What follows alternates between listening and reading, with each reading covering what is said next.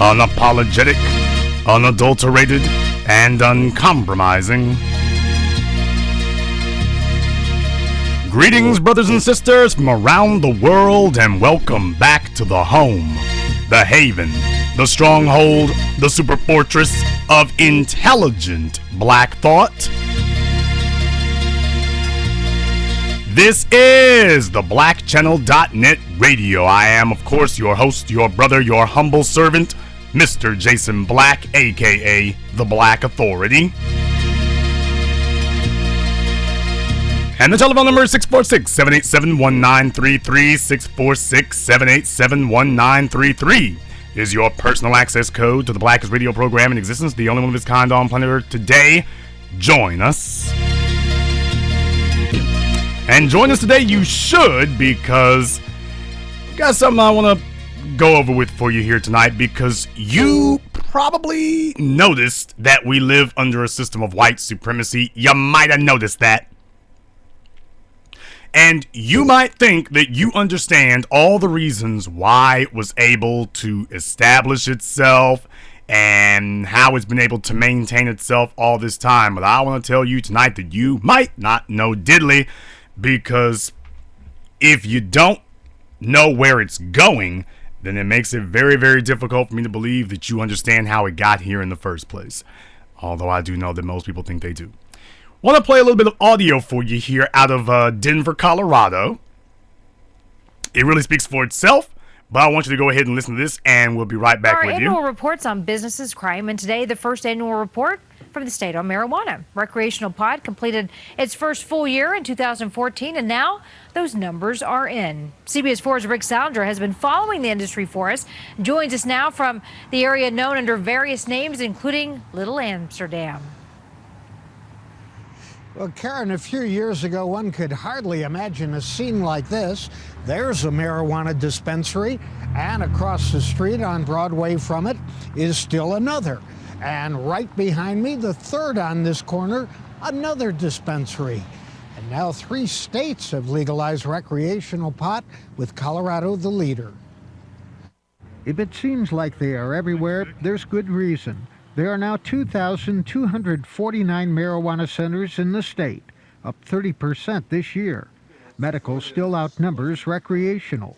The prices at medical are cheaper due to lower taxes.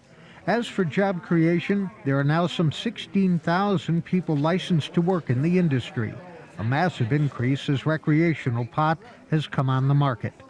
148,000 pounds of marijuana flower has been sold on the regulated market. Mason Tvert was one of the key figures behind the legalization of marijuana, and now he feels this report is important for something unremarkable. Marijuana is becoming quite boring in the state of Colorado now that it's no longer taboo. The report does note there are 367 complaint investigations, including those of a criminal nature.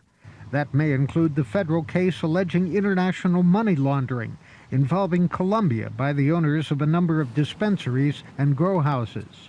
Another problem area has been marijuana edibles.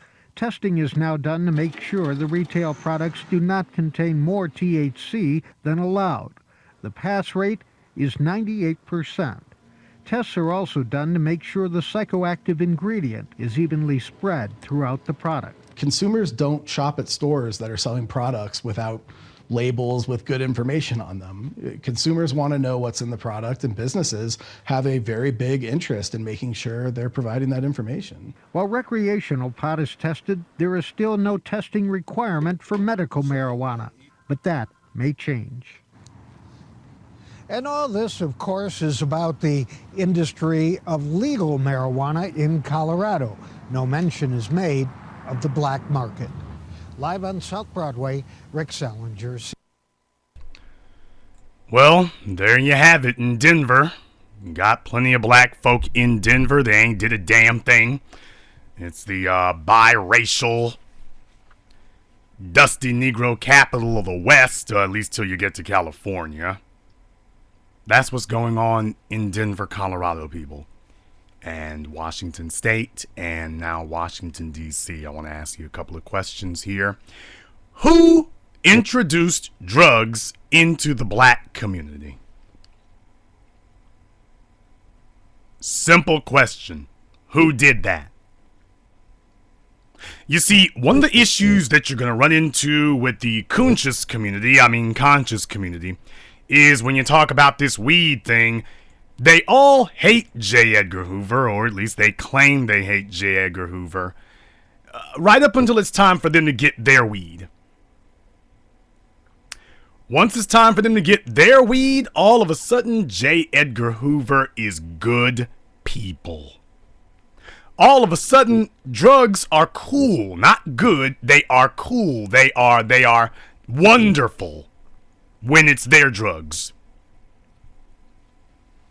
Now, when you talk about the black community's decline, all of a sudden, drugs are bad, and it's the CIA, and it's J. Edgar Hoover, and it's this, that, and the other. It's the government. So if the government is the bad guy for introducing drugs into the black community, what does that make you for promoting drugs in the black community? Seems to me like you are hand in hand working with white supremacy. That's what it looks like to me, by your own admission, by the way. By your own admission. That's the side of the fence you come down on. We just have to be honest about it. But it goes further than that, brothers and sisters. It goes further than that. Now, the Black Channel is the place that takes you all the way there. We're the only place that does not go deep, we go heavy. And once again, I got to get 10 ton on you. Do you understand how white supremacy established itself as the world's preeminent power? If you haven't watched the TV show Game of Thrones, it might behoove you to tune in for a couple episodes so you can see exactly how it was done, if you really want to get down to it. A long trail of bodies, lies, treachery, betrayal, misogyny, gruesome murder, slaughter by the hundreds of millions, genocidal mania, and, of course, the relentless quest for profit.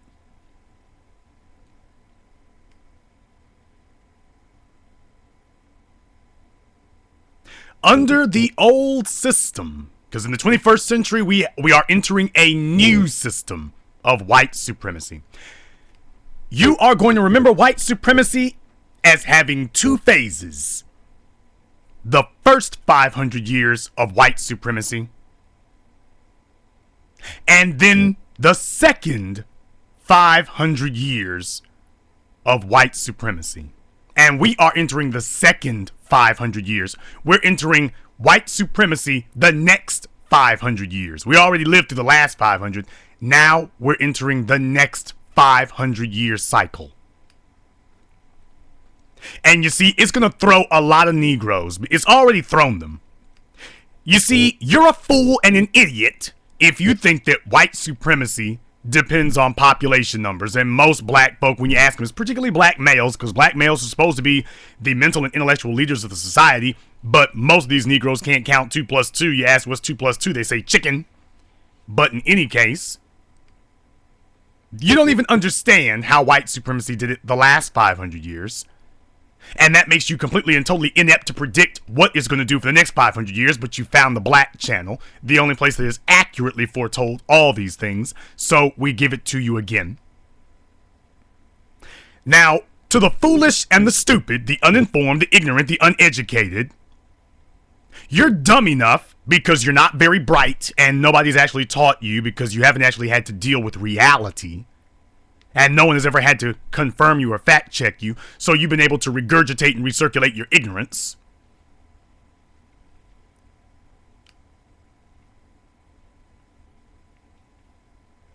You think that white supremacy relies on population numbers. In the last 500 years, yes, white supremacy did, in many cases, exercise its power through its, should I say, maintain its power through its population numbers. That is not what the second 500 years is going to be like. That is not what it will be.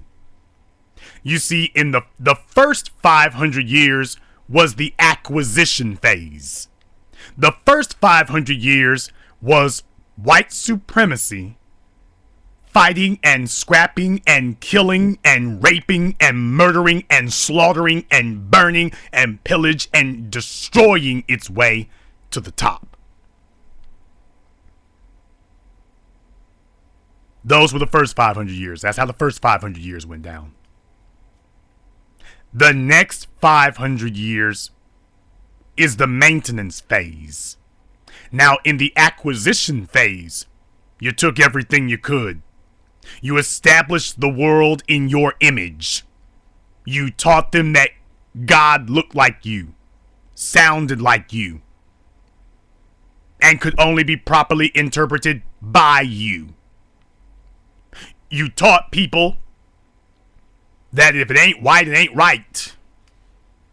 You forced them to live under this, whether it was their choice or not. Those who agreed, you beat them severely. Those who did not agree, you beat them severely and killed them. And that was how you maintained power. And while other people were terrified, gentrified, and exterminated, your population numbers swelled. Everywhere you went, swelled to huge amounts. And with these ballooning population numbers, you were able to acquire everything you wanted. You were able to acquire everything you wanted. Everything you laid your eyes upon, you were able to do that.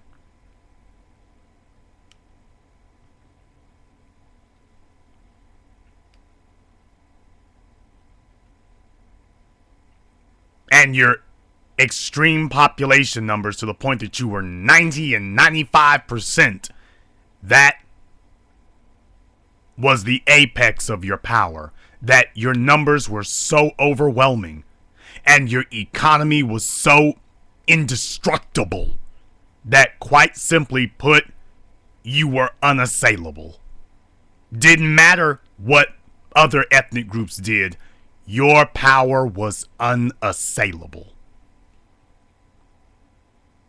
But you see, all of this acquisition had a goal, and the goal is profit.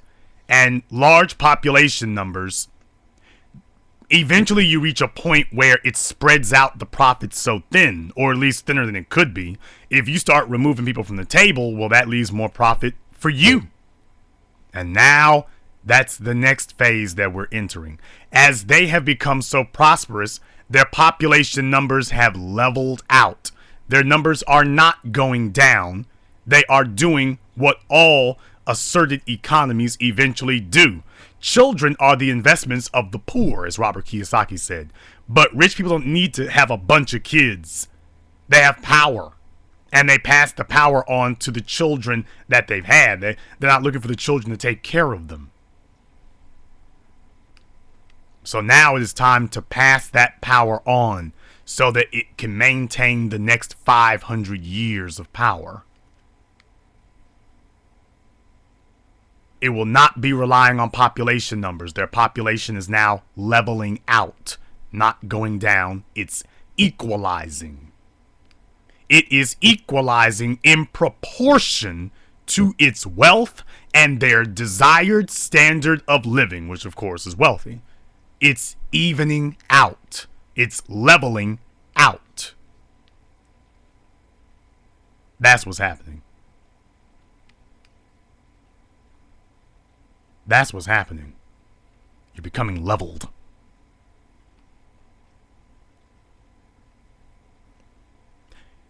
Going into the 21st century now, in the 20th century, in the late 1800s and throughout the 20th century, white society had to devise a system whereby which they were able to rule the other masses of people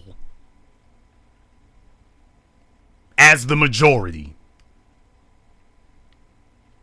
The next 500 years, the strategy will be different. You are now going to have to switch roles, and you are going to have to dominate the masses of other people as the minority. Because the other groups of people are looking at the 20th century and saying, if we can just get larger numbers, we'll be okay. We'll finally overthrow white supremacy. Things are going our way. And white supremacy is just sitting there and looking at you saying, yeah, keep believing that. And as they are shifting into minority population, they are putting the necessary machinery into place that will ensure that you, not them, you are properly destabilized. They're putting all the necessary machinery in place to ensure that. Socially, academically, media-wise, and of course economically, which that's been a non-stop jihad. That's been a non-stop campaign.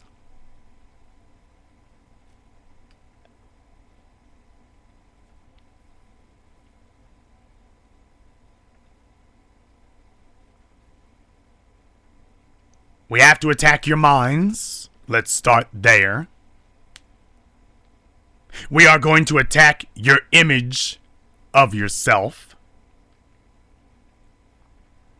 We are going to attack your mind state. We're going to attack how you see yourself, because you see, you started shaking that off in the 20th century. What we have to do is put you in a position where you now identify. Before we had to force it on you, we now want to make it where you now keep it. Now, before I go any further, well, maybe I'll save this for later, but no, let's go ahead and get to this now. You don't know what the ultimate goal is of white supremacy. You don't know what it is. And because you don't know what it is, you're not really sure of exactly how to stop it, because you don't actually know where they're going. That's why you're not able to intercept them before they're able to do that. But let me explain for you why it is that you haven't been able to intercept them, because you don't know exactly where they're going. The goal of white supremacy is a permanent white power state.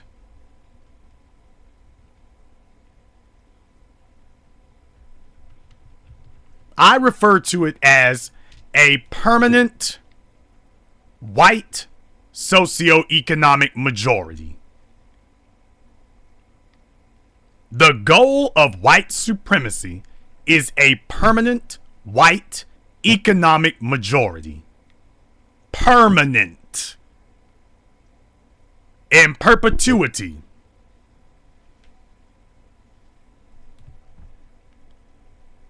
In perpetuity, they want a permanent white socioeconomic majority.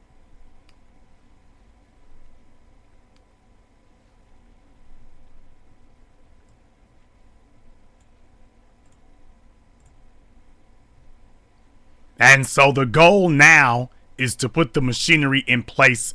They spent the last 500 years establishing their white socioeconomic majority. They now intend to use the next 500 years, making it permanent. Doing what is necessary to make sure that no matter what their population numbers, no matter where their geographic location, that they are the socioeconomic majority. But that requires two things. Because you see, you have to make sure that everybody else never gets as smart, as bright, as able, as capable as you are. And how do you control that? Well, you can try, that's good, but it's even more efficient to make sure that they weaken themselves. So we will poison the well of your mind. We will use our socioeconomic majority to invite you in. We will use our socioeconomic majority for the purposes of inculcating you and integrating you, ultimately to assimilate you. And assimilation simply means devour.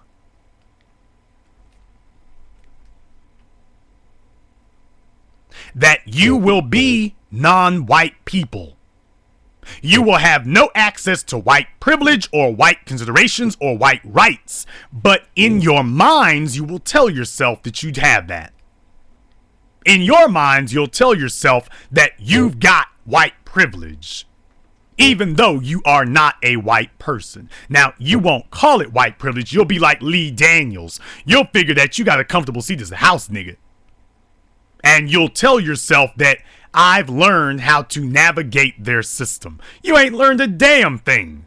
They have created a niche, a societal niche, and as long as you occupy that niche, you are less likely to be a victim of the ravages of white supremacy, but you'll never be immune from it. But you'll tell yourself in your mind that you are until the day they come for you.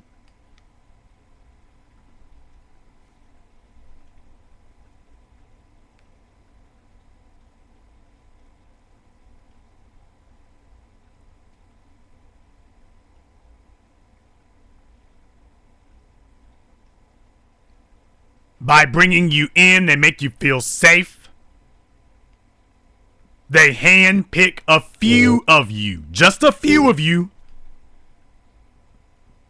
A few of you that they know are going to play the game for the purposes of misleading all the others, because the masses of black people will think, well, hell, if that black person was able to get in, then that means we can all get in. And that is the purpose of it.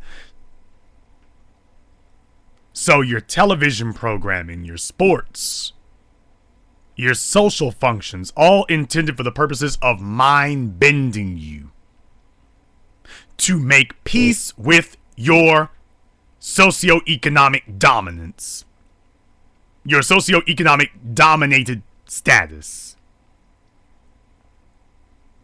to make you comfortable in the slave quarters. That's its entire purpose. To make you comfortable being in the slave quarters.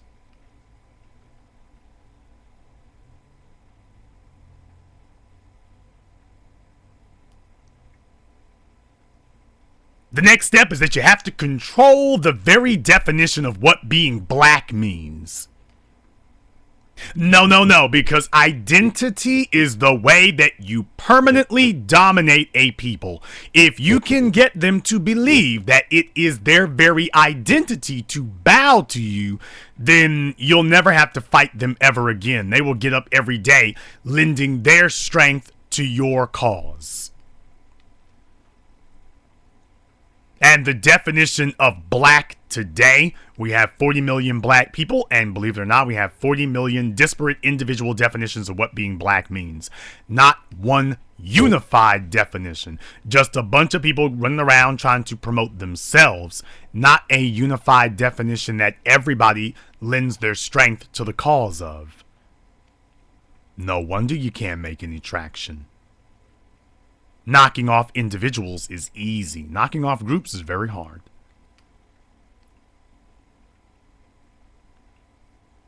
So they've come among you. I saw it on Facebook today. Somebody was posting up talking about March is Women's Month. Let's celebrate black women. They've been overlooked. You are playing into white supremacy's hands and promoting white supremacy's agenda. You are playing into their hands, you're promoting their agenda, and you are forwarding their cause, not ours. As black people, this black feminism, and even black masculinism, this is absolutely wrong. You are adopting white supremacy strategies, and you are now becoming the poison pill, the Trojan horse that is entering black society and injecting white supremacy's poison into our systems. We do not need a month for black women or black men. We need to have every day for us as a people, and by you focusing on divisions in us, you are committing treason against the people. There are no divisions. There are responsibilities. There are no divisions. There is no, I'm a black female. You are carrying the banner of white supremacy by doing that.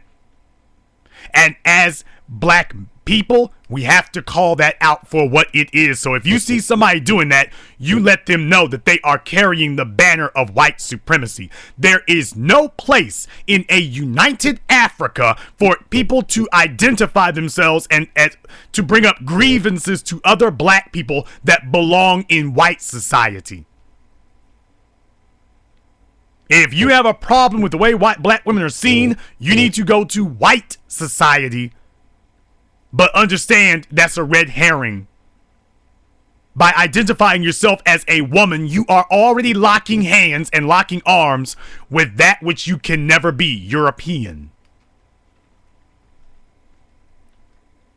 But this is the mind bending. You've even got Afrocentrics running around doing that. This is the mind bending. They've already made slaves out of you, and you think that you are actually free. They've already got you as a slave, sitting among us, carrying the poison traits that they taught you. They taught you gender warring. They taught you destabilizing the black home. They taught you that we didn't have to be united. They taught you to see yourself as a woman separate from the rest of black society. This is divide and conquer. This is ambush and destroy. This is kill from the inside, the mind bending. That you believe that the definition of black is female, is gay, is transgender, is weed smoking. You want to have one foot in white society's brainwashing and another foot in black society, and it does not work that way. If both of your feet are not firmly with your people, then both of your feet are firmly with the enemy.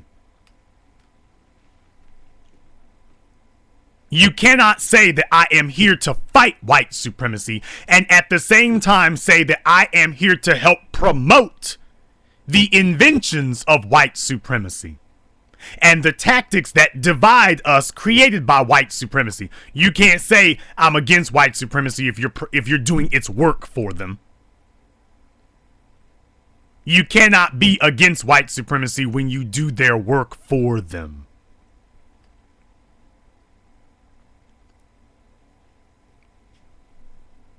The next step is to get you to accept your socioeconomic dominated state. That poverty is okay. That they have given you something more valuable than money.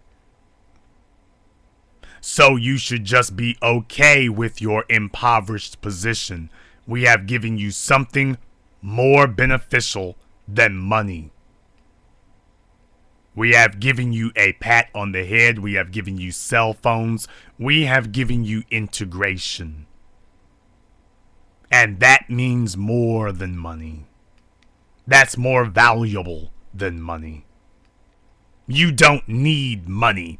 We've given you a place in our society. We've given you a place on TV every once in a while, even if it degrades you.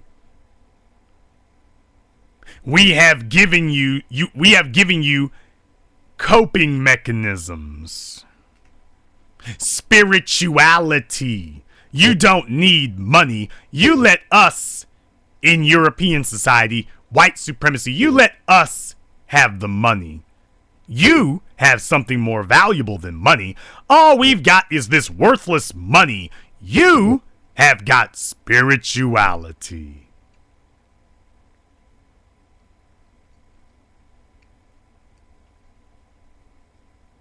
You've got Air Jordans.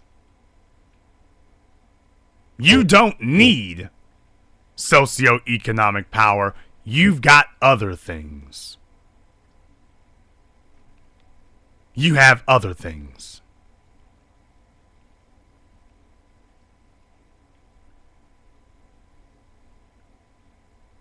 One of the great tools that they're going to be using in the next 500 years is destabilizing communities, particularly black communities, from the inside out with their external influences. And that is what this rush to legalize drugs in America is all about. Black people are the most consumer-minded people in America. We will be 13% of the population, but 50% of the weed smokers.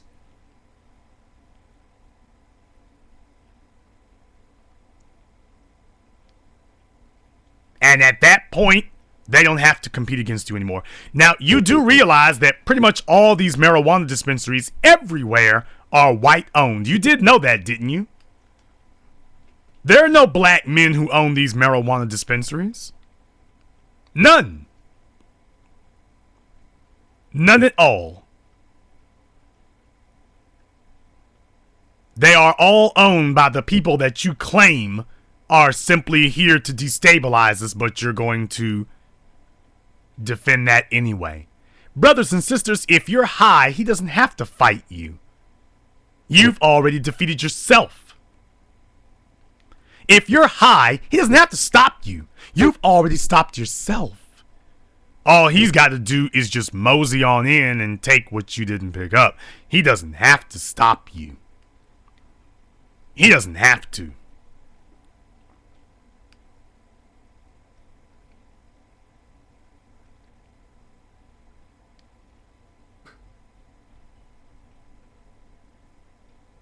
And for the next 500 years, they are going to be on a campaign to get black people to destroy themselves completely from the inside out in order to preclude that we will ever leave the economic position that we're in today. You will be high, you will have access to shoes, cell phones, and weed. What you will not have access to is capital, influence, and infrastructure.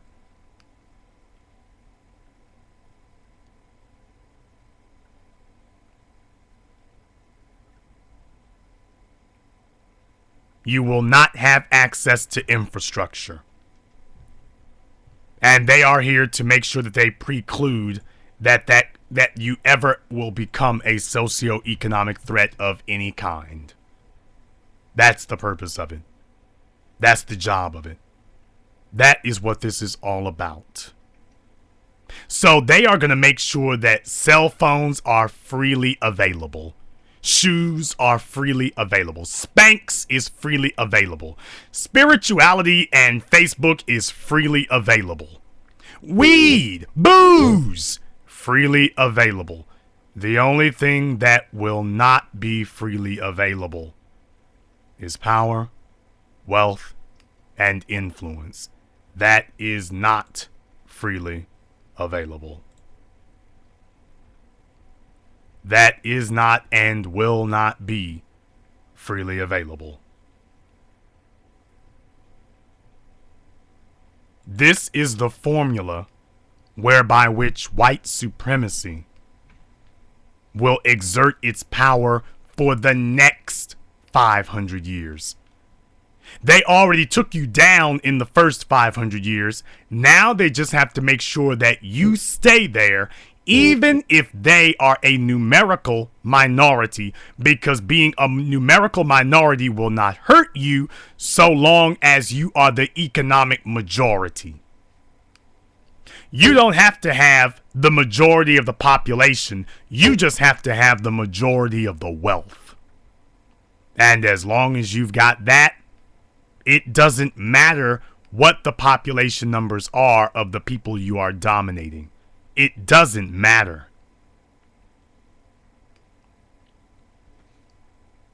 And take a look at the places that they're targeting. Denver, California, they started in South Central with it. Washington, D.C. Now they want to take it to Atlanta and other places. They're going where black folk are first. They're going where there's a good black population first. And you'll be thinking that you and the white folk are getting stoned together. White folk smoking weed is like black people, is like white folk engaging in rap music. They do it for a little while. And then that's it.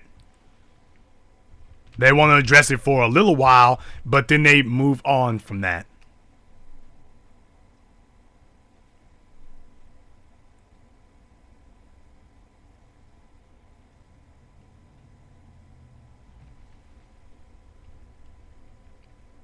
So if you didn't know that this was the strategy that they are going to be using, now you are aware of it.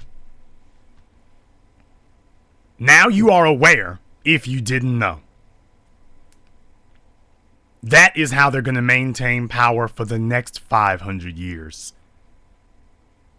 You will be the majority of the population, but they will have the majority of the money, and at that point it will not matter what politicians you vote for, because you will give the politicians your vote, but only they can give the politicians the money.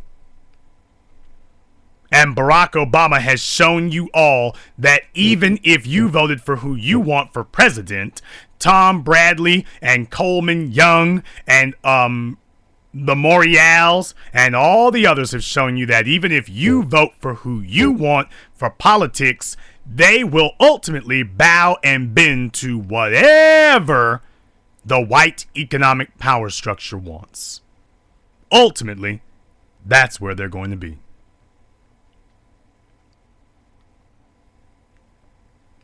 And at that point, it won't matter. At that point, you can forget civil rights. At that point, you can forget leaving the public school to prison pipeline. At that point, you can forget about it.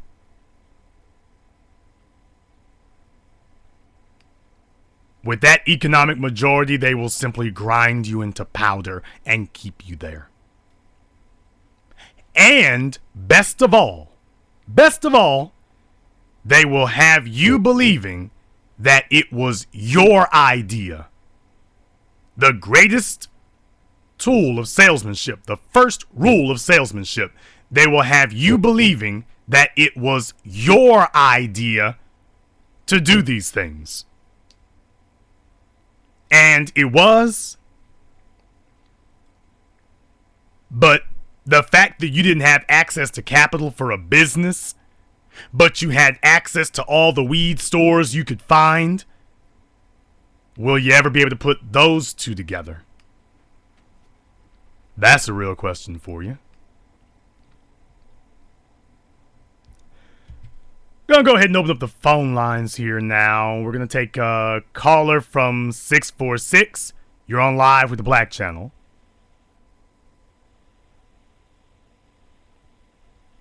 Okay, we're getting started with that. Caller from 646, last try, you're on live.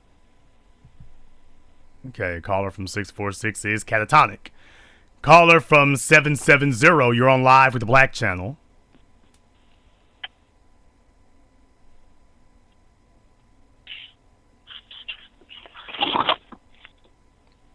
This clown just said, I'm not trying to be online. Okay, well, don't worry about it. You're off.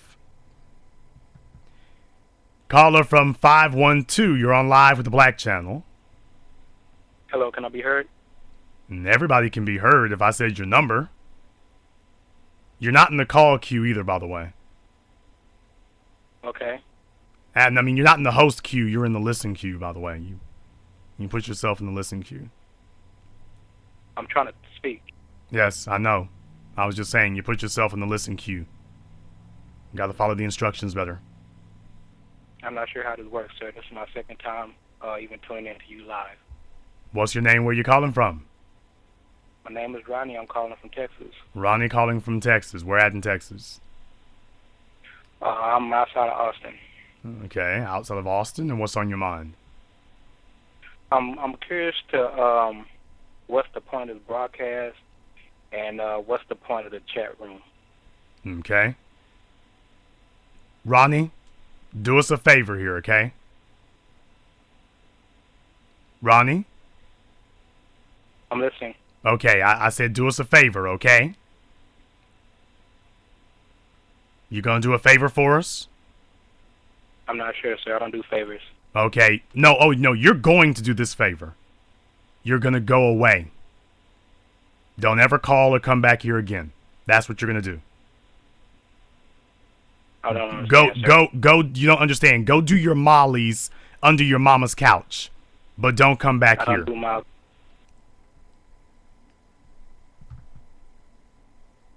Well, we've heard from the ADHD wing. They're very good for that.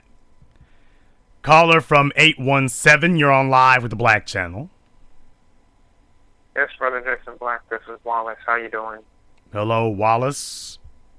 Where are you calling from, Wallace? Virginia. Wallace in Virginia, in Washington, D.C.? No, sir. Newport News. Newport News, a very oddly named place, by the way. And what's on your mind? I agree. You told me to call in, on Facebook. Told you to call in on Facebook. Now, what was it exactly that you said that had me tell you to call in? Go ahead and remind everybody here. I know what it was. It's economically speaking, but go ahead and let everybody know what it was that I wanted you to call in for. I was asking, what is your recommended way of investing and gaining assets? Okay, what is the recommended way of investing and gaining assets? Now, let's find out a couple of things here, Wallace. How old are you? 20. Okay, you're 20 years old. Yes, sir. Are you employed, Wallace? Not at the moment. I'm in college. Okay, and there's our first problem. What are you in college for? Right now, I'm trying to get a degree in sociology. There's your Now I'm second going to problem. law school. There's your second problem. Wallace, I'm going to ask you a couple of questions here, and I'm not asking these for spits and giggles. I'm asking them because they're necessary, okay? Okay. But I need honest answers from you if I'm going to be able to assist you. All right? Yes, sir. I can't help you if you don't give me honest answers. Yes, sir. Now, were you raised in a two-parent home or a single-parent home? For the first 14 years, yes, and then my parents got a divorce. Okay. Your father was very weak. Not very smart and not very strong. Your mother was not very bright and not very focused. And the reason why I say that is because you never would have ended up as a man chasing sociology if anybody had explained to you that your purpose as a male is power, wealth, and influence. Brother, you're about to get a degree that is worthless. And nobody told you this before tonight. That degree is worthless. Sociology, psychology, the liberal arts, these things are worthless. You can't do anything with that degree. The most you could do is be a school teacher or a counselor. You're not going to be able to do anything with that. Well, after that, I was going to go into law school. You didn't need sociology to go to law school. Why didn't you just go straight to law school? You need sociology for that. Well, I need a bachelor's degree, don't I? Okay, why didn't you just go to law school? Why didn't you just start studying law? You didn't have to start studying sociology to get to law. Well, laws are kind of a reflection of the society, so I just thought that it might work out. Okay. But Wallace, I'm telling you right now, you don't have to believe it. You're 20 years old. Brother, you don't have to believe it if you don't want to. That degree you're getting is worthless. You will be able to do nothing with it. It will not help you to understand white supremacy, which is what you're talking about. You're talking about the law. What you're referring to is white supremacy, brother. You got Neely Fuller. You got Dr. John Henry Clark. You got Amos Wilson. You got Chancellor Williams. Brother, that's where you learn to deconstruct white supremacy. Dr. Francis Cress Welsing and the ISIS Papers. That's where you learn to deconstruct white supremacy and its laws. Michelle Alexander, the new Jim Crow, that's where you learn what white supremacy is doing and how to deconstruct it. White supremacy is not going to give you a course in deconstructing white supremacy. Not its laws, not its courts, not its schools. It's not going to teach you how any of those do this. So what you're saying is clearly, that's a contradiction. There's no way they're going to give you a course that actually teaches you that. The degree that you're getting is worthless, even for the purposes of making money, which is what you asked about. Now, that was what you asked about. And then when I said, what are you going to do with your degree? You didn't say money. You said, well, the laws. That has nothing to do with making money. No, I was going to go into law school after. Okay. Well, that wasn't what you were talking about a few moments ago, but if you want to change up, that's fine. It won't save you. You're going to go to law school. Why didn't we just go straight to law school? You're getting that sociology degree for another reason. Somebody told you go to college. That's what happened. Somebody told you go to college, which is what we always tell black youth, go to college. You know why most black folk tell their children go to college? Because they don't actually have a damn idea what to tell their children to do to actually make money or wealth. They don't have a clue. So they tell their children, black folk expect the white school system to raise our children. And then when we fail at that, we just send them off to another school, hoping and gambling that the next white educational institution will be able to succeed where we failed and will raise our children for us. And that's not going to happen. They're not going to raise your kids, people. They're not going to do that. You have to understand that it's about power, wealth, and influence, and you are the one responsible for teaching that to your children. You're the one responsible for that. Okay, from what I was told, I would need a bachelor's degree before I can go to law school. Is that not true? Or is there another way that I can get there? Okay. This is what I mean right here. Now, even if you were operating under the idea that you have to have a separate bachelor's degree altogether to get into law school, why is it that you didn't take something that was actually applicable?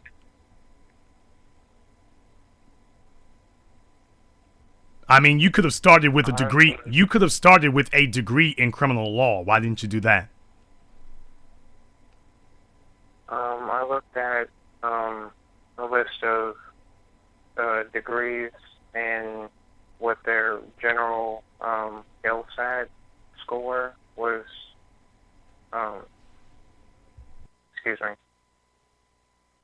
There was a list that had a list of majors and how high they scored on the LSAT, and sociology was one of the high ones. So I thought that would help me out or kind of get me ready. I'm not sure. Yeah. Now you see where we're at there. You get it? Now you see where we're at. Brother, you're wasting your time. So what do I do? Yeah. This is what we do to our black youth. This is what we do to them. Let me ask you something, Wallace. What do you want to do with your life? I want to be a lawyer, and I want to help black people. Okay. The first thing that you asked me on Facebook was, how do you build assets? Well, that's what the post was about. Yes. So Explain. I'm trying to help you, Wallace. Explain to me, what part of building wealth and assets does a law degree occupy?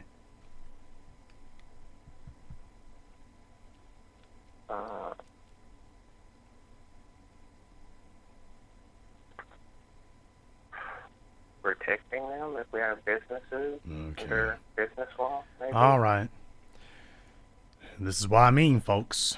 Wallace, why did you ask that question? Let me find that out right now. What was your purpose in asking that question in the group page? I want to know what to do. Why? Because something needs to be done, and I just wasn't really sure. Okay, Wallace, I'm trying to figure out here because you're talking in both directions. Wallace, is your goal to develop power, wealth, and influence, or is your goal to try to tinker in the judicial system? What's your goal, Wallace? Power, wealth, and influence. I didn't plan on going to work for a white firm. I plan on starting my own firm. Okay, and that's all very nice. But that doesn't work if you don't have a plan. Now, I can give you all the computer science degrees in the world. If you don't have a plan on how you're going to turn that degree into power, wealth, and influence, it's not going to matter.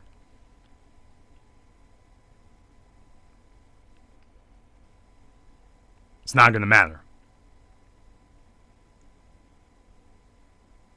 Now, here's what you need to do first, okay? You have to determine what you want to do with your life. Now, if you want to be a lawyer, that's fine, that's great, that's cute and all. Understand something, you need to have a plan for what are you going to do after you leave law school. How are you going to turn that into? How are you going to turn that into power, wealth, and influence? Now, let's take a look at a couple of things here. Who are the richest lawyers in America?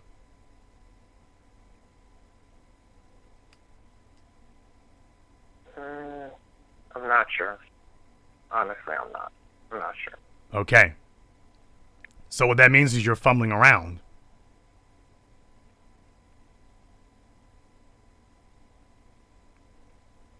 Time to stop fumbling around. You need to know exactly what you want to do, exactly what kind of law you want to go into, and then you need to actually start talking to some of those people. Understand? Yes, sir. You can't be successful at something without mentors. You need to be mentored. Which means you need to start moving and operating in those circles. You need to start joining up with those people at whatever level. It doesn't matter. You're in law school and whatnot. You need to find out how to be interned. Even if starting as a paralegal, you can go to school and be a paralegal, and that will give you the ability to at least throw your jughead hat in the ring and be able to put into work with these people, even on an intern basis. That's where you would want to start with that. You need to be mentored. Because right now you're fumbling around. You are wasting the one asset in this world you cannot get back. Time. Yes, sir. You're wasting the most valuable asset of all. Now, once you've got those things, you said, how do you develop assets? Brother, do you know what an asset is? It's a usable...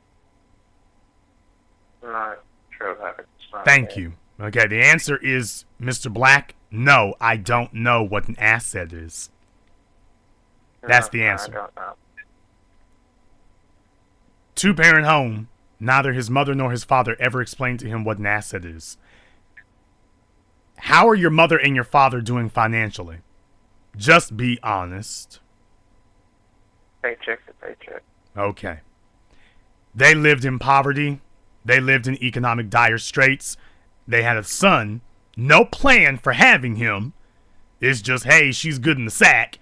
And here comes this kid with no plan of how to get him to have a better life than they had. All this having children with no intentions and no purpose has got to stop, y'all. Tell me you don't have any kids, Wallace. I don't. Okay, don't get nobody pregnant. As soon as you do that, it's over for you. It's over as soon as you do that. Understood. Because that female will be in your pockets for the rest of your life. There's a lot of females wanted to be in my pockets. They ain't there. That's why there's room for money. There's room for money in my pockets because there ain't no female in there grabbing on it. That's real talk. It's just like that. Your father apparently didn't get the memo. Now, if you are going to develop assets, you must first understand what an asset is. Wallace, an asset, very simply defined, is something that creates cash flow. That is an asset. Okay. Something that you own, control, and can pass down to your children. I want you to write those down, those three things. That is what determines if something is an asset. Do you own it? Do you control it? And can you pass it down? If you cannot do all three of those things with whatever it is that you are calling an asset, then you're lying to yourself.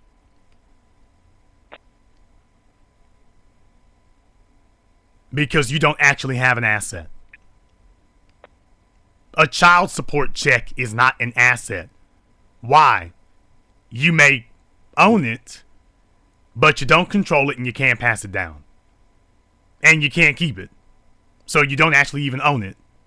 That's something that's parceled out to you by the state. Your Section 8 voucher is not an asset. Your welfare check is not an asset. Your job, Wallace, is not an asset. You don't own it. Yes, you can't control it. You cannot pass it down. It is not an asset. You may want to believe it is, but it's not. So I just gave you the three rules by which you determine if something is an asset. Now, at your age, there are only two things that Wallace needs to be doing right now.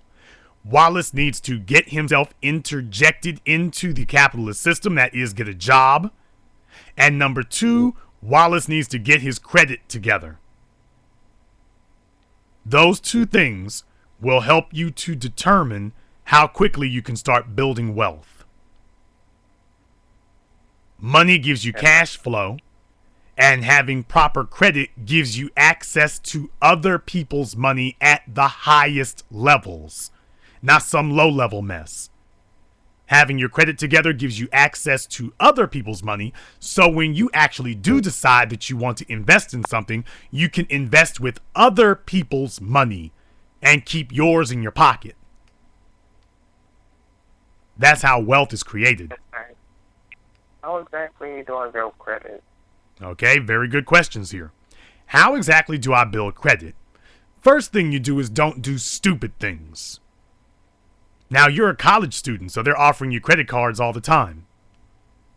Yeah, no. I turn that down. No, that you should not be, Wallace, you should not be turning them down. You're messing up already. You should not be turning them down, Wallace.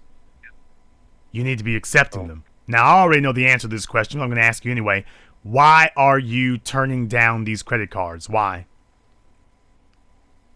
I don't want to spend money that I don't have. Okay. To pay it back. You know what the problem is with black people when it comes to debt? Black people, and I wasn't able to go in this in 7 a.m. because I wanted to make 7 a.m. very basic. Black people do not make very good investments. Black people are not very good for a bank to invest in business-wise. And that is because black people do not understand the difference between good debt and bad debt. Wallace, what is the difference between good debt and bad debt? Bad debt is short-term and you can pay it off, and good debt is short-term and you can pay it off, and bad debt is long-term and unpayable. Actually, you may have been closer with it the way you were. You might have thought you were mistaking it the first time. You might have actually been closer. Bad debt is debt that you incurred to buy consumer goods and things that will not turn a profit. That is bad debt. Bad debt is debt that you racked up purchasing products and services as consumer goods. That's bad debt. Okay. Good debt is debt that you racked up by investing in money-making assets. That's good debt. All right. You were never taught or told what a credit card is. A credit card is a plastic loan. That's all a credit card is. It's a plastic loan. Now, what you need to be doing, Wallace, is you need to get 2 or 3 credit cards, okay? Okay. Do you hear me, Wallace? Yes, sir. You need to get, first of all, you need to get a job, and you need to get 2 or 3 credit cards. Get those cards and go charge $100 on each of them. Okay? Just $100. Okay. And make sure you pay all of those cards off on time every month. All right. That's how you start building your credit history. You got 3 credit cards. Make sure you pay all of them on time. Now, it's not because you need $100 from the credit cards. You're doing it because you're playing the game. You understand that nobody's going to give you credit if you don't show that you can pay off your debts. So you're going to rack up a minor debt that you know you can handle for the purposes of establishing that you can pay it back. You're not going to go buy things that you need or things you think you need. You're going to purchase some stuff that, not some stuff, but you're going to start, you can take the money, I don't care if you take it, put it in your bank account, whatever. That would actually be best. Take the money, put it in your bank account, and then just cycle it back to your credit card statement. Okay. Charge $100 to each of those, put them in your bank account, cycle it back into your credit cards. The credit card company is going to sit there and look at it and say, hey, Wallace pays his debts off. Let's increase his credit card limit. Other lenders are going to take a look at your history and say, hey, he's got 3 credit cards. He pays them all on time. 3 credit cards, he pays them all on time. Up goes his credit score. By the time you're 21, 22 years old, you can have a score of 700. Because you're going to keep doing that every 3 to 6 months. You're just going to keep doing it. Now, there's other ways of doing it. I mean, you can go through something like Fingerhut or something like that. They'll give you small items on credit, and you can pay the credit back. Small items, they don't cost much. But the real point is that Fingerhut reports to credit agencies. Prepaid credit cards. You want to start dealing with people who report to the credit reporting agencies. That's who you want to deal with. And there's others. There are other places like that, but that's what you want to start dealing with. Start getting into those transactions. And at 20, you want to do it now. But not before you have a job. Because right now, you have no way of paying them back. Okay. Now, ultimately, what will happen is you'll be a business owner. You will then go to the bank, and you'll open a business account at the bank. You will be able to get a secured loan from the bank, secured against the amount of money that you have in the bank, and you can start building capital with the bank that way. Yes, sir. Now I'm talking about with your local bank. You know, you're going to be out of law school and stuff. Get your LLC. Put $2,500 in the bank. Go to the bank and ask for a $2,500 loan that is secured against your $2,500 in your bank account.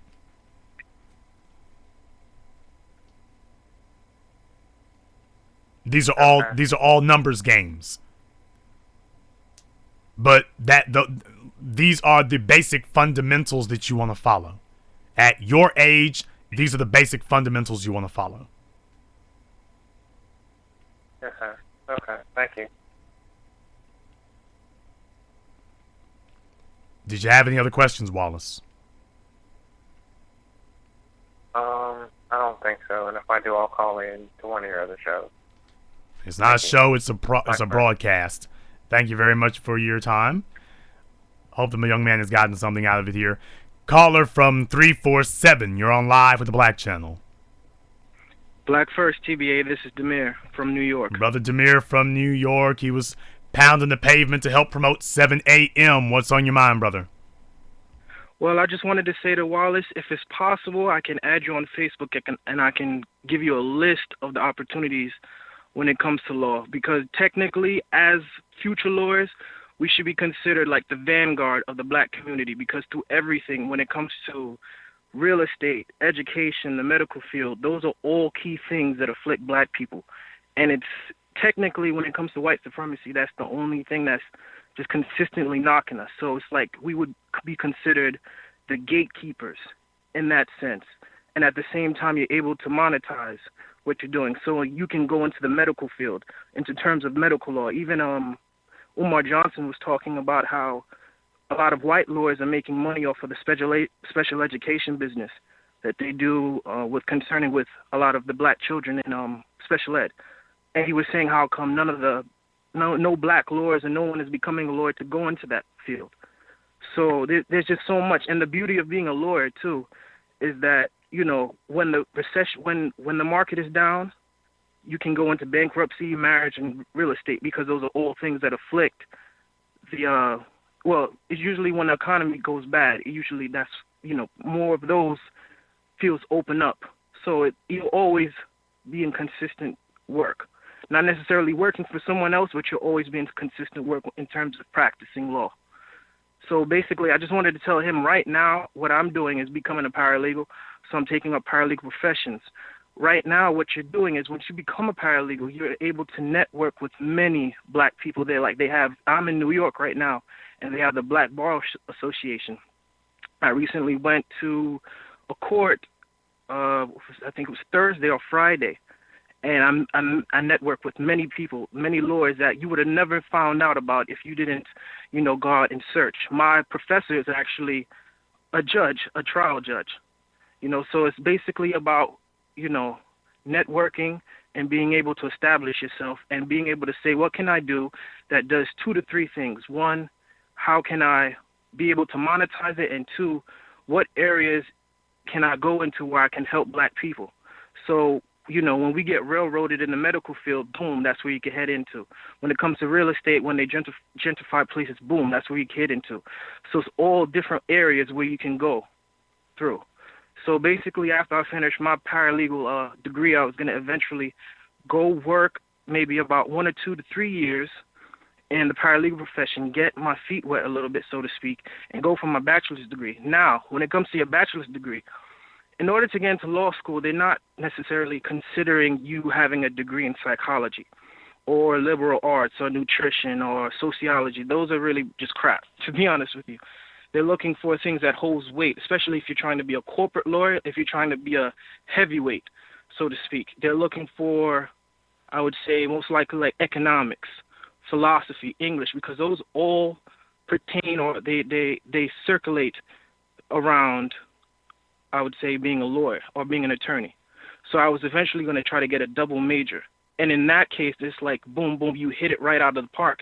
And once you, right now, Wallace is going for his bachelor's degree. I would want to ask him, has he ever even tried to pick up the LSAT? Because eventually, before I even hit to get my bachelor's degree, I was going to try to take that test. That's a test to get into the best schools. You have to have. Well, apparently he thought that getting a degree in sociology would help him with his LSAT, was what he was saying. No. If that's if you want to go to, well, I mean, you know, to a degree you have to be effective, but the whole key, it's like when it comes to working as a lawyer, you have to, you know, what's the word I would say?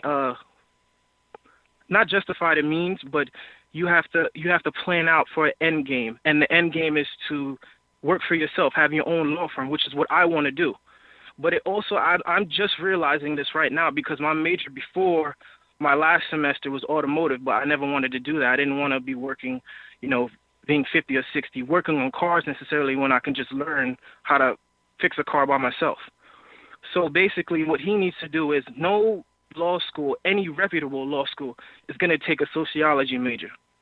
All of our peers, all of our Asian white counterparts, they would never even consider going to law school with that. They're coming out with philosophy degrees, English degrees, MBAs. You were competing with white and Asian men that already had their MBAs.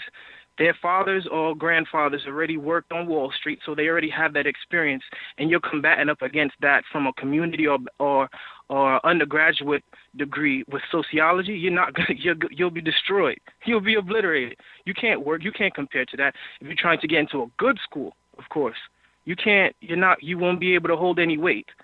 So basically, what I would advise him to do, go into something that deals with corporate law, and that's basically, I would say, around English. You would take an English degree and an economics degree, but at the same time, go and get a paralegal certificate. Right now, he should be looking if he can get a paralegal certificate. That takes, I know it's more than 6 months, but I want to say it's to 9 to 12 months. Boom, you're right there. You're immersed into the network of the legal field, because at first you'll start to make around $22 to $23 an hour. That's starting. But on top of that, you'll be working with judges, you'll be working with clerks, you'll be working with tons of people that are in there, and you'll gain experience, and you'll have just a big network. I even have family members right now. They have the economics degree, but it's hard for them to get work per se because they might not have the experience of a paralegal. And when I tell them about my experience, they're like, wow, that was a smart move. And they're about like 5, 6, 7 years older than me. So it's like, even though I don't have the bachelor's, I have an associate's, I'm still one up because my foot is in the door and I already have that network. So basically, for anybody that's in their 20s and they're thinking about the legal field, you should always get with someone else that's of course that's black, that you can get into the legal field, so we could network, because you don't need necessarily a law firm. You don't need a physical building. You can do that online. We could all network all around the area. If let's say he's in California and I'm in New York, he could practice law there where I can't, right? Because the bar exams are different in each state. Now, if he's in California, I can refer him to a case that I can use. If it's like, let's say it's a corporate case, I can refer my client to him. And that's just on a hypothetical note. But that's like almost each one, like feed one, instead of each one teach one, is like each one feed one. I'm looking over your shoulder. So I say, hey, instead of declining the client, I can send him all the way to California where Wallace is. So that's basically what it is. He has to get into it right now.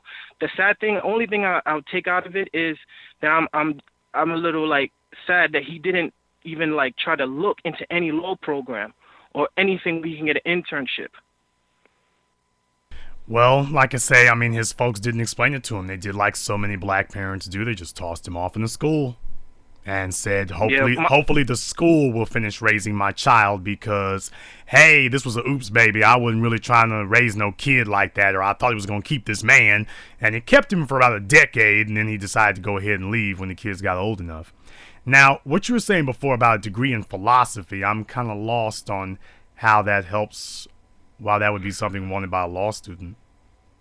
Well, personally, in my opinion, the idea of law is it's called jurisprudence, which is like the philosophy of law and the theory of law. There's two parts of law, and I'm just learning this right now. There's the procedural aspect when it comes to filing motions, practicing law in the court, and then there's substantial law, understanding the meaning of law. So let's say, for example, in my situation, if they know that I was a paralegal, I have years in being a paralegal, and I have the degree of philosophy. You have to remember that philosophy, in terms of European culture, like our law subject in America is based off of like Socrates and all the philosophers. So if you show that you understand, and that correlates with law in of itself, because the earliest laws from America are based off of, earlier European civilization. But once they see that you have an understanding of philosophy, it almost correlates with law, because it just goes back to the earliest laws came from the British empires. So once they see that you're into philosophy and they see economics, so it's like, okay, he understands law and he's trying to get a deeper meaning into the American court system, because it's almost really basically the same thing. Our system of law is like an updated version of the Roman courts, pretty much. So once they see that, or if you have economics, they say, okay, he's trying to go the corporate route. Now you have a foot in with that. So necessarily, and they don't always want the conventional degree when you're trying to get into law school. Not like you have to try to surprise them to a degree. So I would basically say another reason why you should pick up either economics or philosophy degree is because once you have that, they have. If you get into the great schools like Columbia, Penn, they have extensions of their school where you can go and get an MBA degree. And that's at the Wharton School, or I think the Harvard Kennedy School. But in the end, it's all about being able to take your degree and monetize it and create a business. School is just a means to an end. I always say that. So that's why I say philosophy is basically old law, the old functions of law and earlier civilizations. So once he gets that under his belt, they'll be wowed. And then once you get, the recommendation letter and other things, then they say, okay, this is a unique type of student. We need him. And then they'll, Yeah, I mean, I can understand how somebody like a Floyd Abrams, can benefit from a philosophy degree if you're going to be making these tortured legal arguments and whatnot. I can understand how that would work. The only thing I would be against are red herrings. Unless you're going to be a specific type of lawyer, that would color what kind of degree I would go for. Unless you just know that you're going to be like Floyd Abrams has basically made a career out of being a free speech advocate, and he was the guy who represented those corporations and whatnot for the Citizens United decision. Very good lawyer, Floyd Abrams is. So like I say, relying on philosophies and stuff like that, I mean, the man is unreal about that, and he's very, very good at what he does. So I can understand that to a degree. I guess it's all dependent upon what kind of lawyer you expect yourself to be, I suppose. But in general, I'm not so sure about philosophy in general.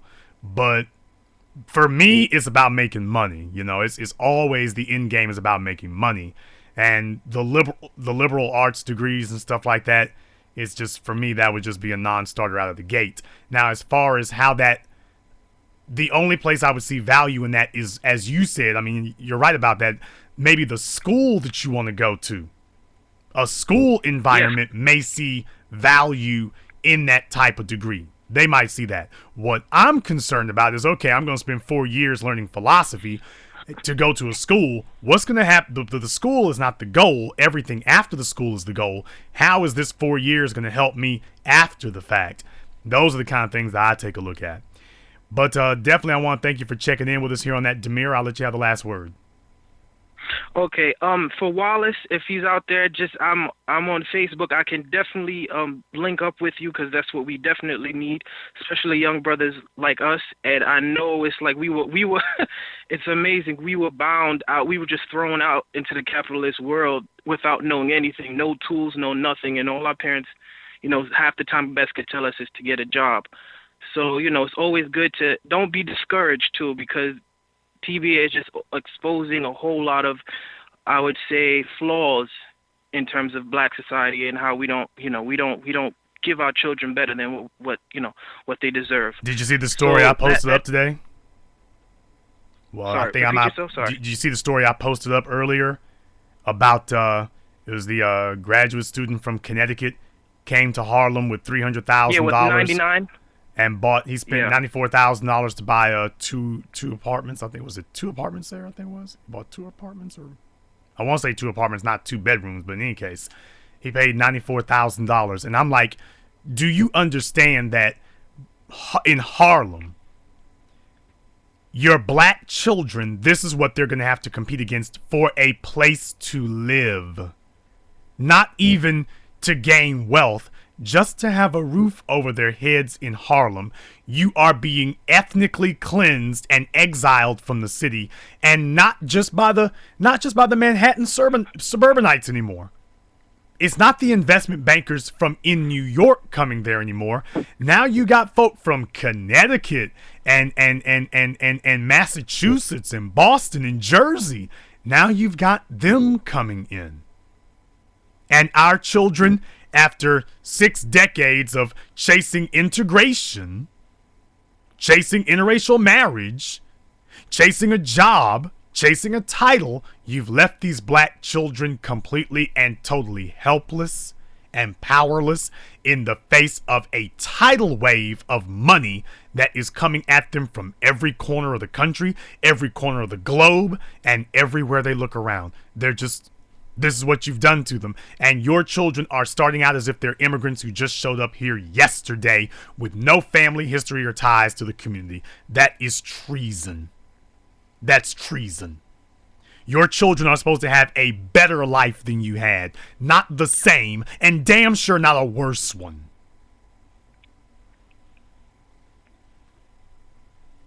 Agreed.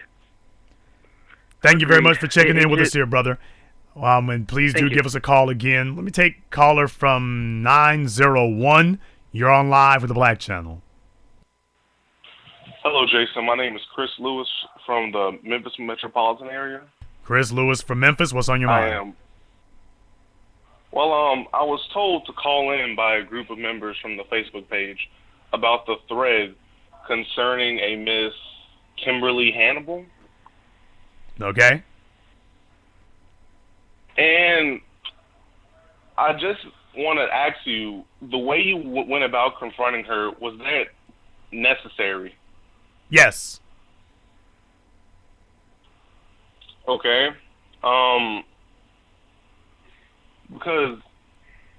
Okay, I answered your question. You went at her with such a ferocity at a point when she was just dropping just some knowledge. Dropping some knowledge. I'm happy she posted that. Oh, I'm sorry. She was dropping some knowledge.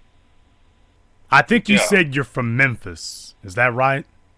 Well, I'm from Chicago. Why am I not surprised to hear that? You from East St. Louis? East St. Louis? No. Okay. I'm pretty sure you're close. Obviously, you're from the south side of Chicago. Obviously. Yeah, I got your number. Yeah, I got your number. Yeah, that's it. All right, everybody, now, you all heard what he just told you, that she was dropping some knowledge. So why don't we let you all find out what Mr. Christopher here thinks knowledge is, okay? Why don't you read for us what she said that you thought was so spectacularly, quote, knowledgeable, so everybody else can see how brilliant she was and how great this knowledge was she was dropping. Why don't you read it? You broke out there, what? Why don't you read what she said so we can all see what you were so impressed by and thought was such great knowledge? Sure.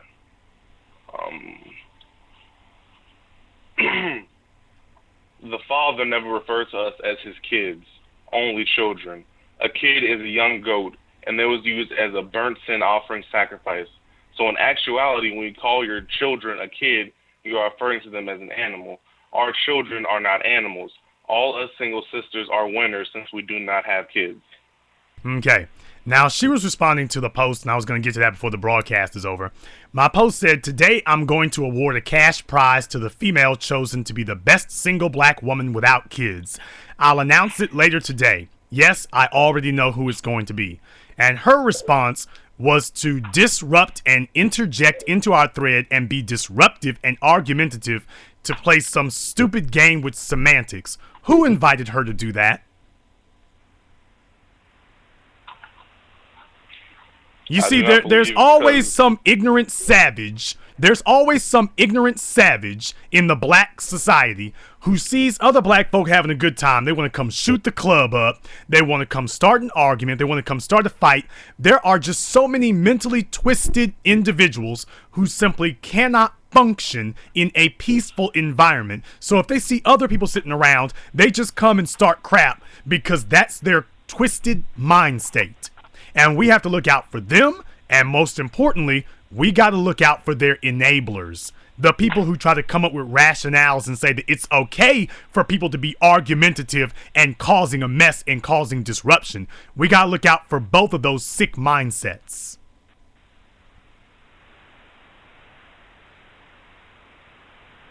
Now you said that she was dropping knowledge by saying that. You found something impressive about semantics? You really did? To the point that you call it dropping knowledge? Really? You were impressed by that? When I hear the word, I wasn't quote unquote impressed. I like knowing stuff. You didn't know that? Pointed out. You didn't know that? When you refer to your child as a kid, you are referring to him as an animal. No, you're not. Like, you know what? No, you're I'm not. Call my child a kid anymore. No, you're not. No, you are not. That is wrong.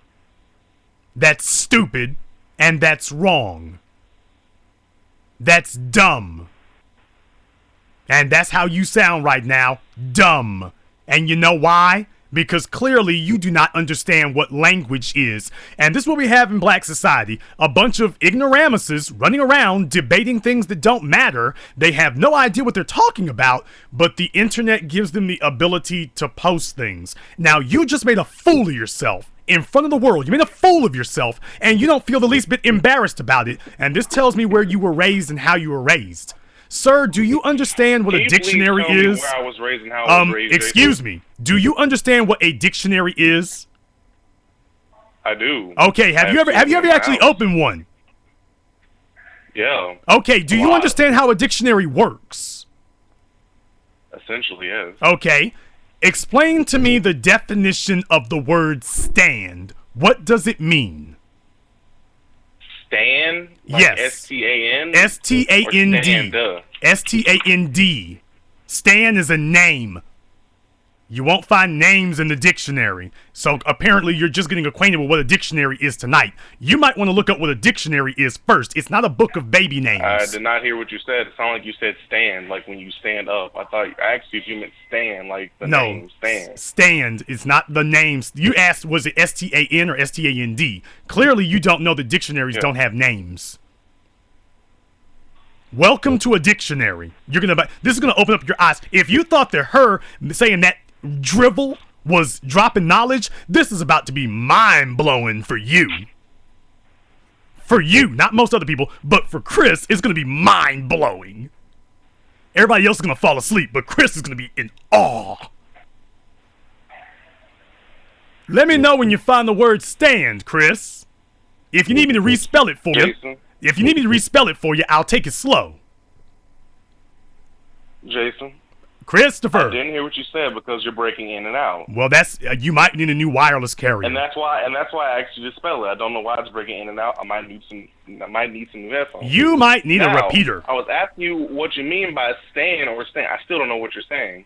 Why don't you see if you can find the word stand? What I'm saying is Hey, we don't need all that. We don't need all of that at all.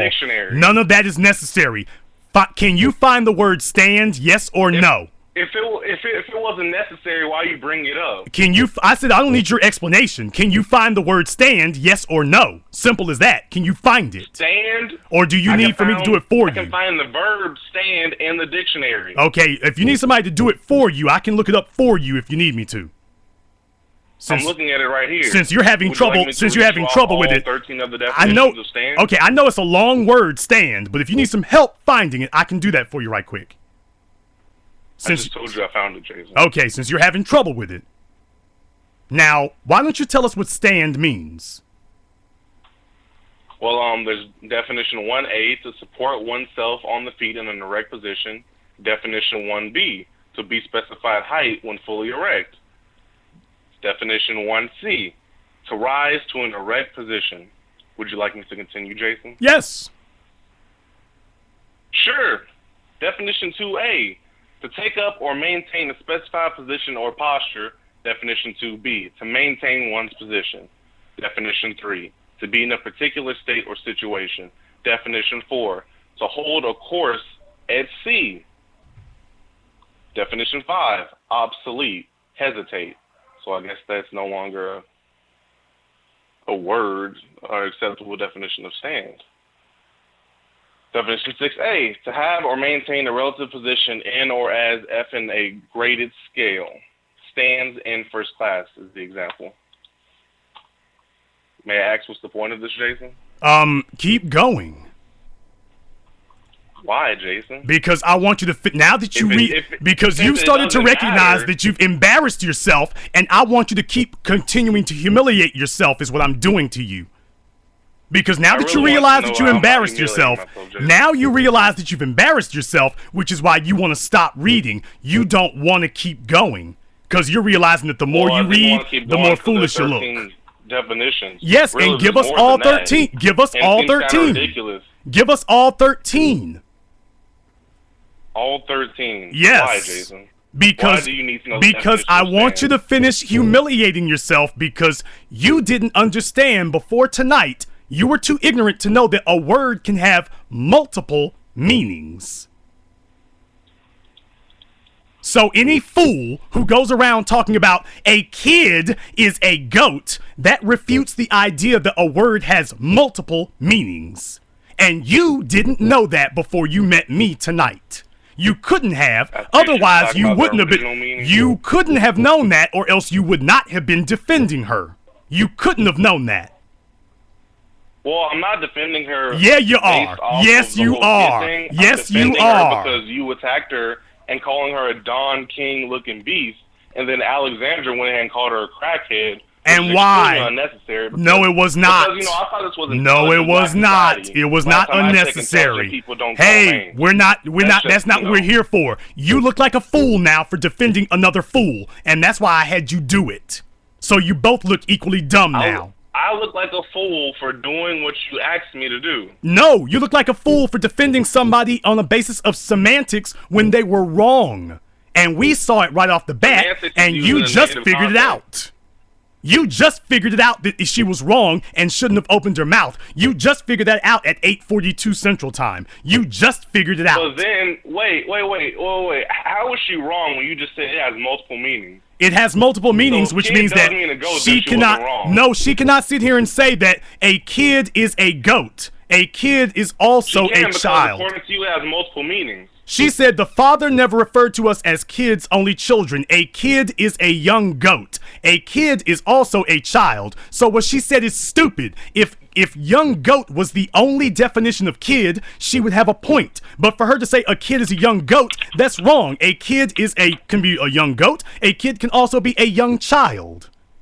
Exactly, can.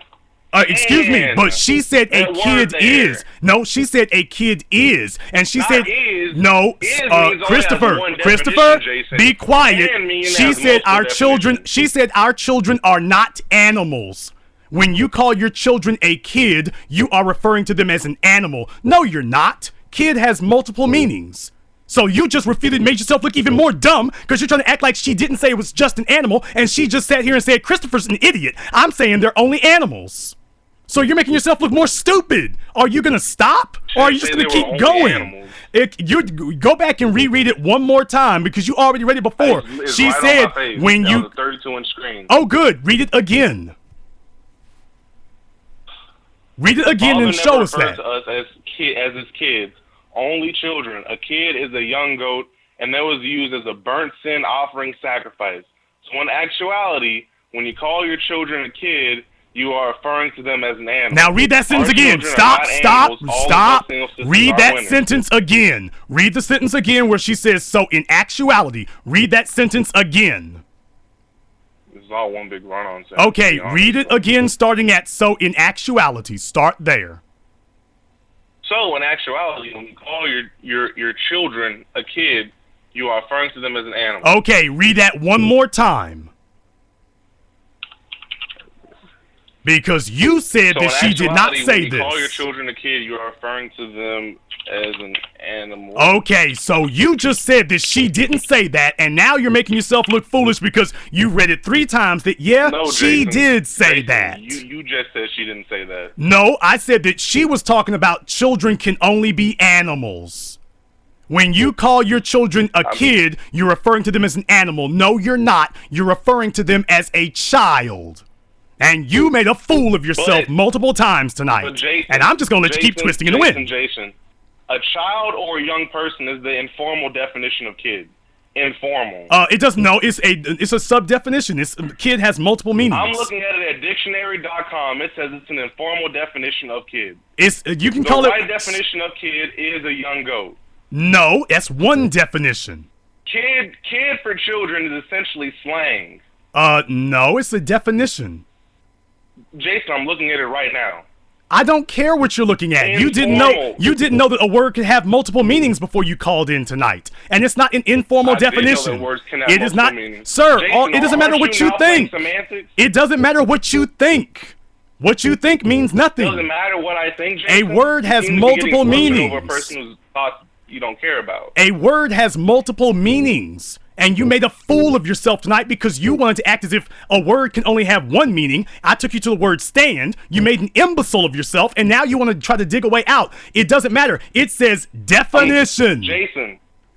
The fact that you looked in a dictionary. The definition of a kid is a child or a person, Jason. Okay. That's like if I say a hot dog, I'm meaning a food hot dog, but the informal meaning can be a good time. Okay, but the word is meaning. It is not a non-word.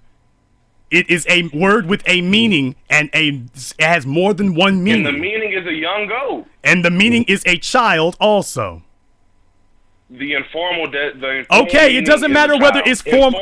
Being informal does not make, even if in the dictionary that you're looking in, even if the dictionary that you're looking in says the word informal, that does not take away the fact that it is a meaning. Jason, you're making a fool of yourself. You're making a fool of yourself. Okay, your dictionary shows the word kid as a young child, even if it says informal. It doesn't, even if your dictionary says that, which is wrong, it does not matter. It Jason, still is there. Dictionary.com. It's still, okay, and your point is? The reference points for universities, colleges, and high schools. Okay, I thought Oxford Dictionary was. Or Merriam. Oxford Dictionary is literally outdated every year. Okay, sir, every dictionary has to be updated. Since it's online, it can be updated each day. Okay, so does Merriam-Webster's. So does Oxford. So you're making a fool of yourself again. Webster isn't updated each you're day. You're acting as if that dictionary.com is the only place that updates their website. Do you know how foolish you sound right now? You're trying to defend yourself by making up lies now. By things that can be easily fixed. If you go on dictionary.com, these are things that can be easily checked. A young goat. Okay, the bottom line is when you look up the word kid, even at dictionary.com, you also come across child. You also come across child. The informal or not. Child. Informal or not. Also in Merriam-Webster, it also says young goat. Do you have any other dictionaries you'd like me to look up, Jason? Yes, they're all gonna tell you child. They're all telling me goat too. Okay, it has more than one meaning, and you're not gonna change that because you want to say, oh, well, it says informal, so that means it's not a meaning. Yes, it is. If it were not a meaning, it would not be listed at all. Meaning. If it weren't a meaning, okay. Like if I called you my nigga. There's no You're point. a guy, not a nigga. It doesn't say. Informal meaning of nigga. It's not slang. A guy or friend. A person you know. It is not slang. The definition of nigga is an ignorant worker. No, you're trying to change it into slang because you made yourself look foolish, so you want it to become slang, and it's not. Jason, you look foolish. I have 2 dictionary websites up that say young goat. And they also say child, and you're not going to remove child from it. It's an informal definition. And you're trying to pretend that informal does not mean defined. Because you made yourself look foolish. Jason, would you like to know the definition of Chris, informal? Because here's the bottom line. Are you trying to tell everybody that a kid is not referencing to a child? To some people, yes. Oh, I didn't ask about some. I didn't ask some. We have something called kindergarten. That's gonna really get you. Kindergarten's German. Yes. You figured that out all on your own? Wow, you're a smart cookie. I should have never questioned you. I'm not saying you can't question me, Jason. A word has... Okay, the point is, are you telling people here that kid does not mean child? That's very simple. Are you telling people that? Well, No, Jason, if you want me to say kid does not mean child. Kid means a young goat. It's in 2 dictionaries. Okay, Chris, you've just told everybody why Chicago is in the pathetic state it's in.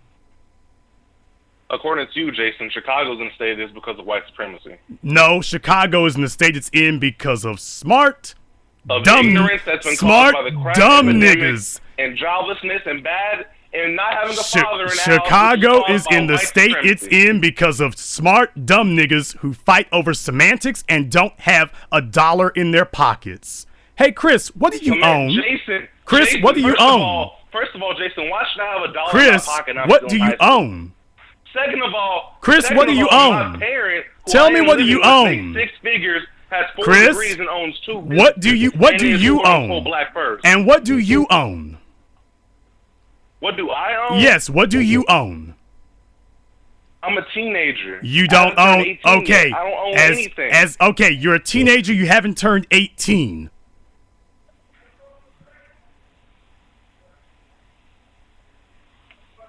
You sound like you're about 30, by the way, but you're a teenager and you haven't turned 18.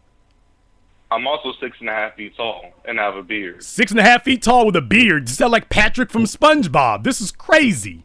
But in any case, I'm like Patrick from SpongeBob. it sounds like we're describing a real life Patrick from SpongeBob. But it doesn't matter here. Chris, you don't own anything. You don't control anything. You don't have anything. All you have is the ability to argue over semantics. Welcome to the conscious community. You're already a card-carrying member at 17.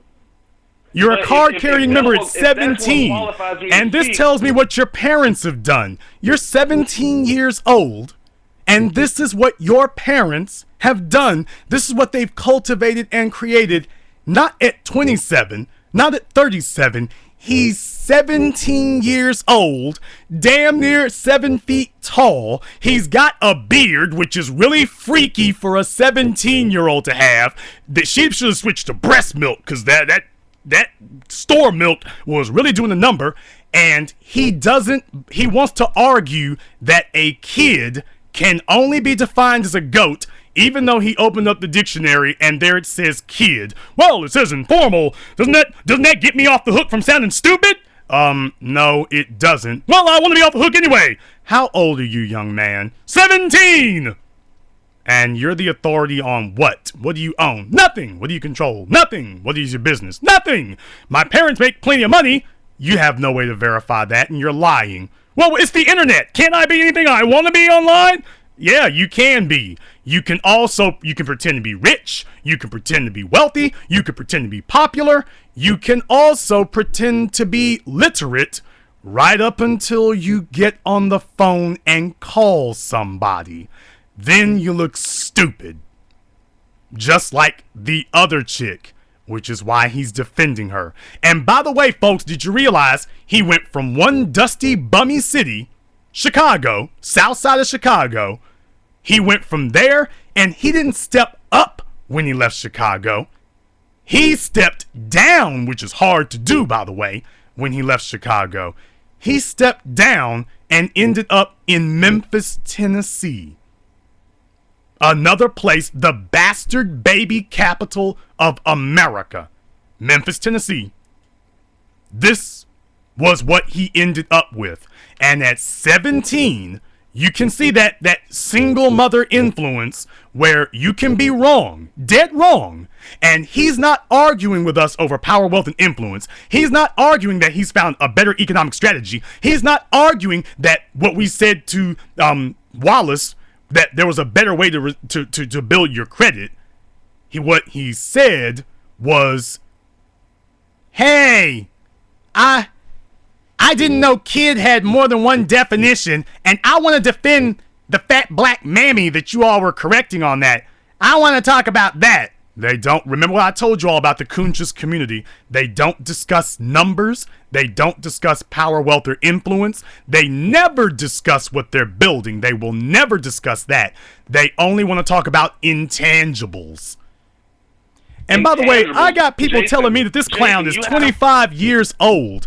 Now, I got folk telling me that he's 25. Now, he just sat here and told us that he's 17. I'm like, with a damn beard and the voice that I'm hearing on this phone, how in the world is that 17 years old? So apparently, it's either that he's stupid and couldn't figure it out.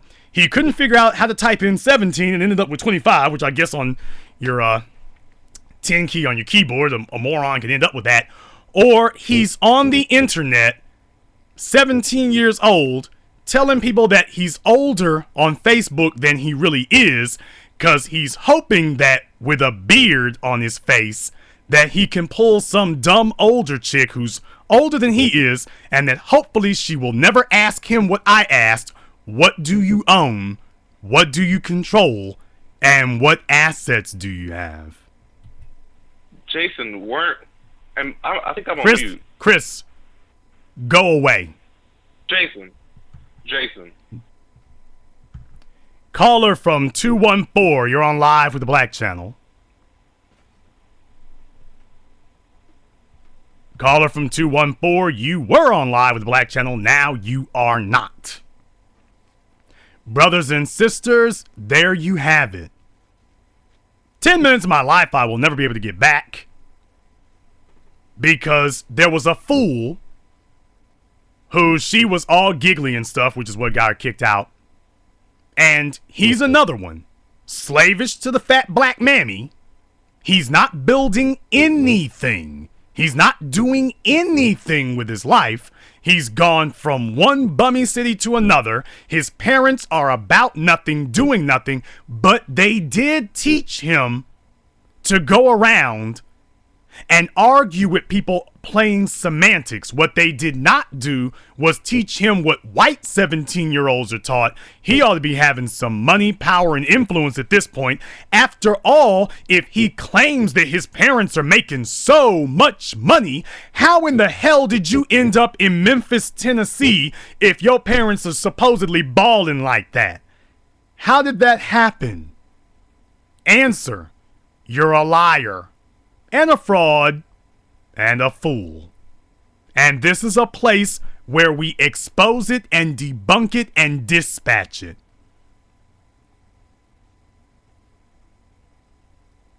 Now, I'm not sure whether he's really 17 or not, because his profile page is saying 25. Now, based on that height, and he's got facial hair like that, it sounds like 25 is probably closer to the reality. And he got on the phone and told everybody here, I'm only 17, to make up for his lack of any type of accomplishments in his life. That is pathetic. That is pathetic. Absolutely shameful. 25 years old, and your daddy and your mammy ain't did nothing for you except give you internet access, and you're 25. And he thinks that by standing up for Magilla Gorilla on that post, that he's somehow going to get her attention enough that even if she's big and ugly, at least she can give him some big and ugly loving. Hey, he's in Memphis. He's got to get in where he fits in. He's not going to turn down nothing but his collar. He's going to take whatever crumbs you flick off the table. He is not going to say no. He's not. There you go. Right there. There goes your black malehood in Memphis. If you want to know why Memphis is the bastard baby capital of America, there's your builder class. There's your black males. There's your builder class. That's one of the builders, one of the black male builders in Memphis. He's on the internet. He's talking stupid. He doesn't know a dictionary. He's arguing. He doesn't want to accept that kid means child. He hasn't got a penny in his pocket. When you ask him what he's building, he has to admit he's not. And to show how ashamed he is, he's lying to other grown people and telling them that he's not 25, he's 17. He's reverting to his childhood. A 25-year-old man who is so unaccomplished that he's hiding his age from other adults because he doesn't want to admit where he is.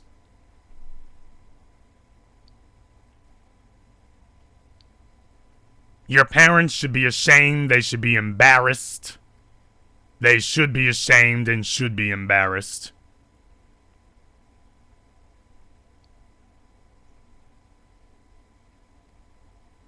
We had one caller who called in wanting to know how to cultivate wealth. We had this guy calling in because you made the fat black mammy look bad. He must be related to her, as a matter of fact. I'm pretty sure he is. And he got upset about it because she looked dumb. And he said, don't worry, I'll call in and save you. And he called in and got himself looking more dumb than she did. And that was a Herculean feat, by the way. That was Herculean. I looked it up. Here's kid. It says young goat. What does it say right below that? Child. So it has more than one definition. No, it doesn't. No, it doesn't. No, it doesn't. Then why is it in the dictionary? No, it doesn't.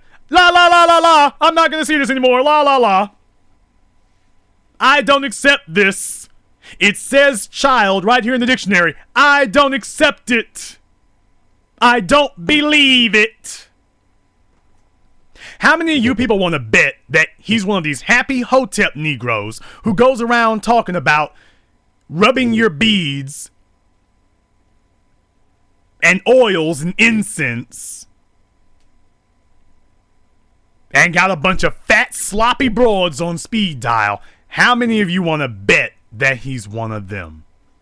Oh, yeah, and the marijuana is just burning.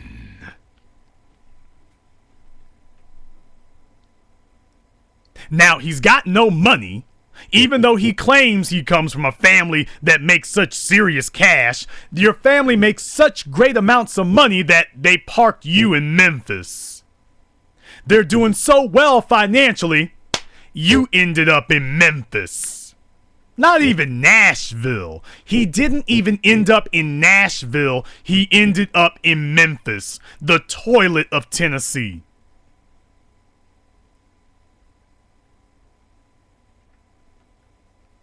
And black folks should be embarrassed to be engaging in this behavior in 2015. Should be humiliated.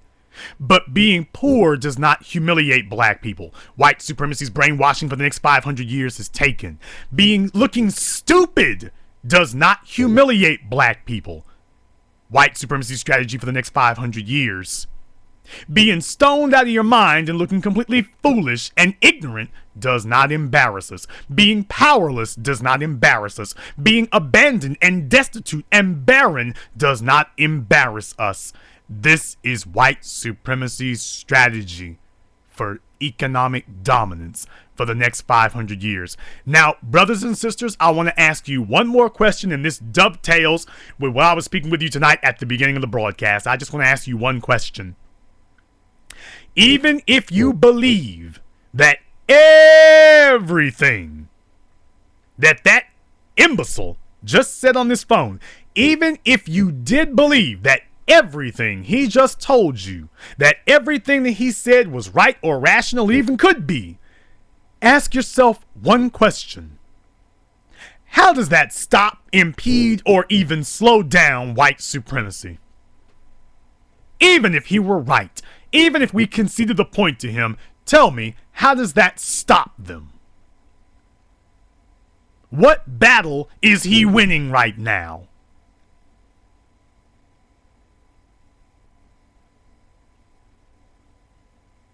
Yeah. Black people fight to be victor of battles that are inconsequential. Because as he told you, I ain't building nothing. I don't own anything. I'm living off my parents. Hell, I ain't doing nothing. He's got time to sit around and do that because a woman who's about something wouldn't give the time of day to a clown like that. And people who are about something won't give the time of day to an idiot like that. But in black society, somebody like him could actually get somebody to take him seriously. Well, Not in this place. 7 a.m., the most important documentary of all time, is coming back to Detroit, Michigan. March 10th, Tuesday, March 10th, 7 p.m. You can get your tickets at 7ammovie.com. That's 7ammovie.com. You can pick up your tickets there. You definitely want to be a part of that. We're going to have a few more places that are going to be screening 7 a.m. again also. So you definitely want to be a part of experiencing and coming to Commune for the most important documentary of all time. Definitely you want to be there for that. Remember, when you come to a screening at 7 a.m., you get things that you simply cannot get anywhere else. You get the cheapest price to see it. You get to actually meet and network with other business-minded black people, and you get to have the experience of being able to tell your children proudly that you are a part of the most important documentary of all time. So definitely go to our website, 7ammovie.com, to get your tickets in Detroit.